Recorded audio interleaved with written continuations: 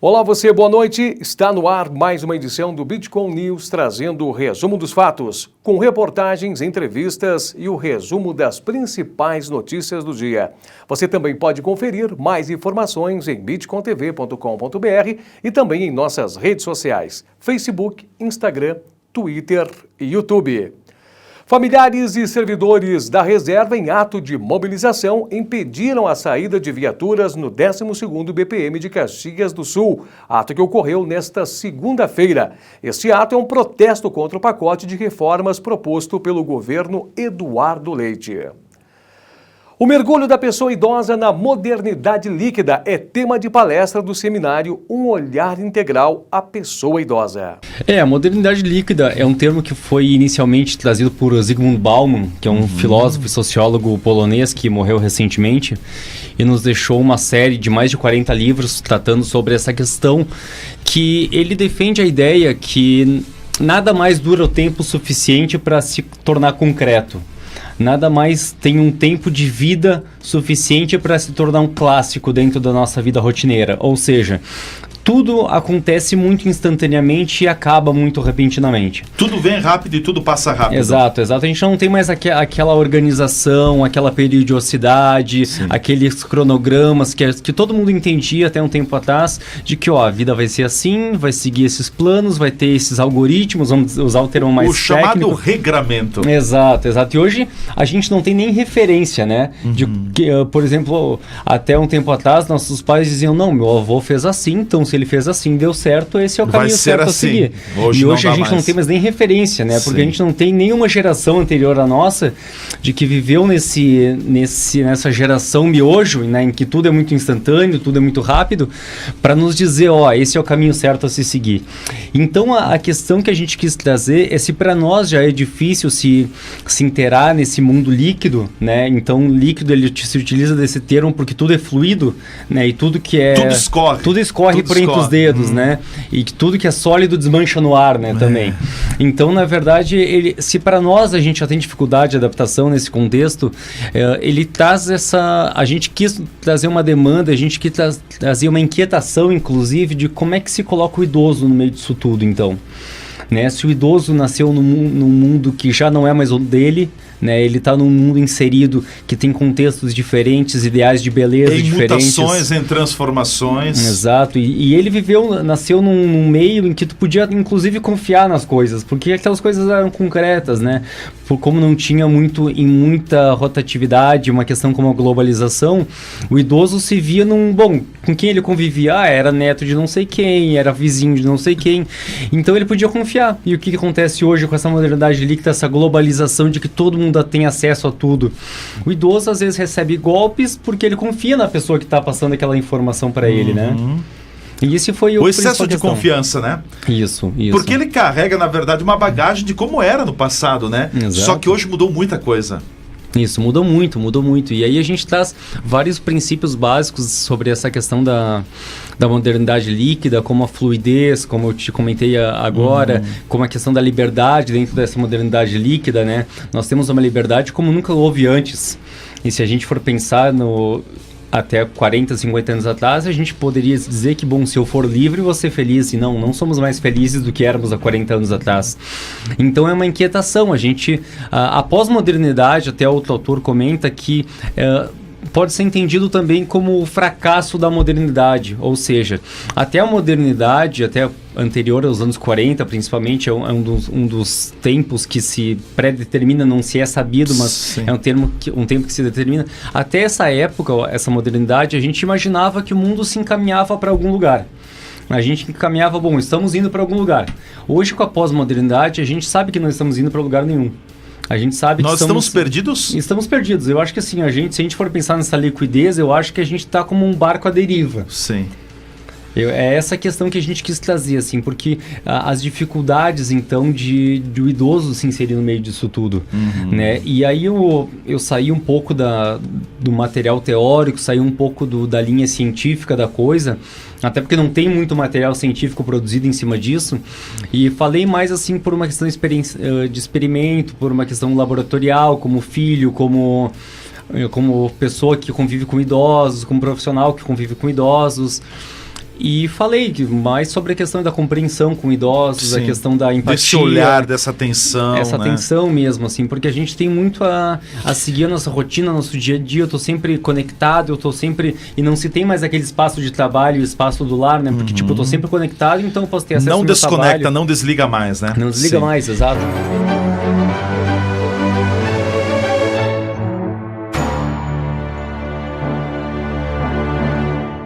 Em reunião realizada nesta segunda-feira na Codeca, o presidente Maurício Risotto destacou aos funcionários que a empresa apresenta um passivo de 10 milhões de reais referente ao exercício de 2019 e que a partir de 2020, novas medidas de contenção irão ser adotadas, entre elas a retirada de ticket de alimentação e também banco de horas. O Centro Cultural Espírita Jardelino Ramos desenvolve programas e projetos de educação infantil, escolar e não escolar, além de assistência social para orientar crianças e adolescentes em situação de vulnerabilidade social. Sem dúvida, o Jardelino Ramos tem uma preocupação muito grande em fazer projetos promovendo o desenvolvimento, principalmente das jovens e crianças. Assumiu a administração de 15 escolas municipais. 15 escolas. Infantis, não é? Onde acompanha todo o projeto administrativo dessas escolas. O Jardelino tem também um programa chamado, um programa de desenvolvimento com crianças de 6 a 14 anos. As crianças vão ao Jardelino no contraturno, recebem lanche, recebem 4 refeições, fazem atividades de dança, música, teatro, esportes, informática, né? Bem variadas as atividades. Bem atividades variadas nos contraturnos da escola. O Jardelino também tem toda uma parte de desenvolvimento espiritual, que é realizado com programas de passes, de reiki, né, de apometria, de palestras, que funciona lá na instituição também. Até porque, na verdade, né, Isabel, te interrompendo, o ser humano me parece que é um tripé, né? Tem muito essa questão da pessoa humana, da atividade profissional ou da educação e a parte espiritual. Tudo isso tem que estar muito bem equilibrado, né? Isso é o que a gente chama de o homem integral, né? E preocupada a instituição com o final da participação dessas crianças e desses adolescentes aos 14 anos, nos programas que ela desenvolvia até então, passaram a pensar em como promover alguma atividade para o jovem a partir dos 14 anos. E depois de algum tempo de pensamento e discussão, se instituiu um programa chamado Promover. Promover. Este programa Promover é para fazer a promoção desses jovens no sentido de dar a eles uma profissionalização. Seria uma espécie de um projeto aprendiz. É um isso? projeto aprendiz. Só batizado com o nome de Promover. É um projeto aprendiz e se pensou em que curso promover para esses jovens. Então, nós pensamos um curso que fosse não focado apenas numa área, mas este curso tivesse uma abrangência maior. O nome do curso se chama Auxiliar Administrativo e Informatizado, porque entendemos que, além de conhecer um pouco de administração, esse jovem precisa também conhecer a parte de TI. Hoje é impossível em qualquer local de trabalho que a pessoa não domine, básica. Não domine esses dois conhecimentos, né? Então, o curso prevê, além de uma formação pessoal, que até é uma questão legal, não é? Prevê também que eles tenham conhecimentos na parte administrativa, rotinas administrativas, empreendedorismo, né? Eles vão trabalhar também com ética, com direitos trabalhistas, vão trabalhar com inteligência emocional, né? Há uma formação pessoal toda grande. E também tem a parte de TI, que então envolve desde linguagem de programação, software, hardware, né? Eles vão trabalhar com computação gráfica, vão aprender um pouco de... Não vão programar, mas vão aprender um pouco de programação, vão conhecer COBOL, né?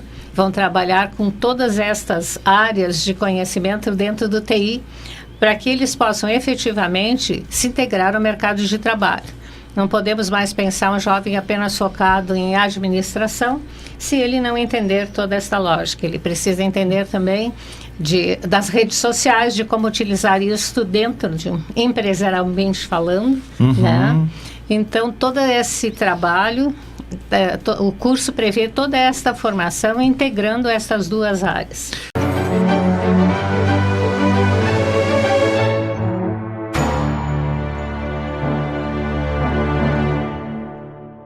Frei Ronaldo José de Souza morre aos 67 anos em Caxias do Sul. O Frei Ronaldo tinha 45 anos de vida religiosa e faleceu em decorrência de infecção generalizada e falência múltipla de órgãos. Educação Ambiental do SAMAI atende 9.000 pessoas em 2019. A equipe é responsável por realizar roteiro Caminho das Águas e palestras educativas, além de participar de eventos da comunidade. Depois de 2 dias de atividade, reunindo pessoas de diversos segmentos aqui de Caxias do Sul e especialistas em urbanismo de 4 países, o projeto São Pelegrino encerrou a 2ª fase, focado principalmente no engajamento popular. Foram definidas 13 diretrizes e o evento em transformação também debateu diversas ações que poderão tornar-se projetos na próxima fase. Tradicional uniforme Grená será usado na temporada 2020 e Natal Jaconeiro reúne mais de 500 crianças no Alfredo Jacone. A equipe do Caxias voltará a utilizar a tradicional camisa Grená. O lançamento do uniforme para a temporada 2020 ocorreu no último sábado no Estádio Centenário. A camisa número 1 é totalmente tonalizada na cor Grená opaco. Nos confrontos em casa, os atletas irão utilizar a camisa Grená, calção branco e meias brancas. A camisa número 2 é totalmente branca, assim como os calções e as meias. Para este ano, o tecido possui diversas vantagens, como a aceleração da secagem, maior fixação das cores, fácil manutenção e excelente resistência. O uniforme do goleiro possui cores totalmente diferentes de 2019. A camisa principal é toda azul e a reserva é predominantemente cinza. Os fardamentos de treino e de passeio seguem com o mesmo design deste ano. O Caxias vai comercializar as peças por um preço abaixo dos últimos anos. Para o sócio, a camisa masculina será no valor de R$ 109,90, R$ 109,90 e R$ 139,90 para não sócio. Com o desenho realizado por Diogo Vieira, Martinho do Caxias, todos os novos modelos já estão à venda na loja Bravo 35. E a 4ª edição do Natal Jaconeiro reuniu mais de 500 crianças no Alfredo Jacone na tarde de sábado. O evento foi organizado pelo Conselho Jovem Juventude e contou com parceiros que proporcionaram uma tarde divertida na Casa do Juventude. Assim como nas últimas edições, a ação contou com brinquedos infláveis, cachorro-quente, pipoca e picolé. Além disso, cada criança presente no evento recebeu uma surpresa das mãos do próprio Papai Noel.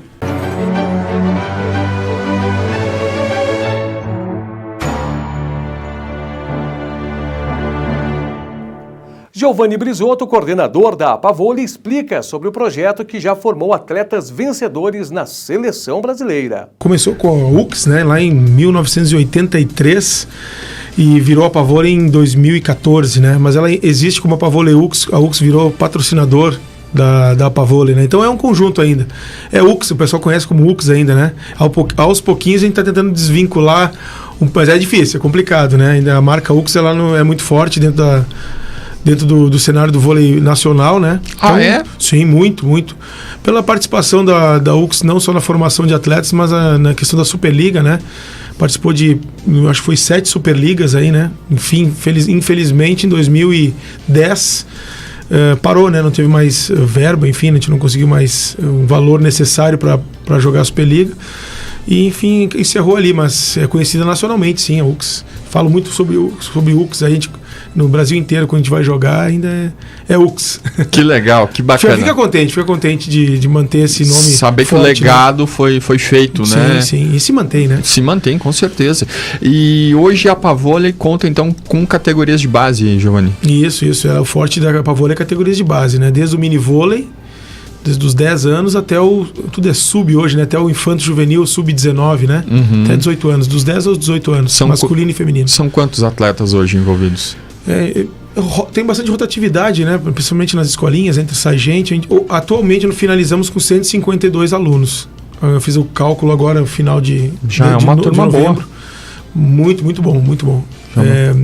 Em equipes de competição são 97. O restante é a escolinha. Que legal, que bacana. Bom, para quem não sabe, por exemplo, alguns nomes aí interessantes: Minuzzi, Éder Carbonero, Fernando Cachopa.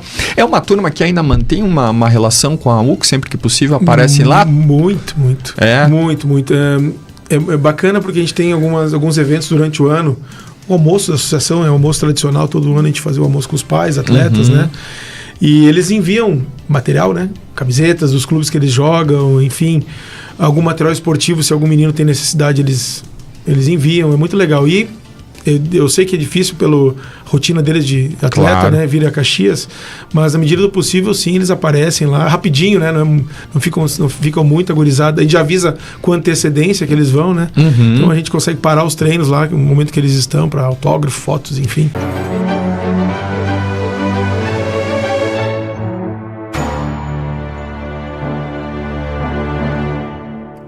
E o Bitcom News fica por aqui. Mais informações você acessa no site bitcontv.com.br e também em nossas redes sociais, Facebook, Instagram, Twitter e YouTube. Nós voltamos amanhã. Uma boa noite a você.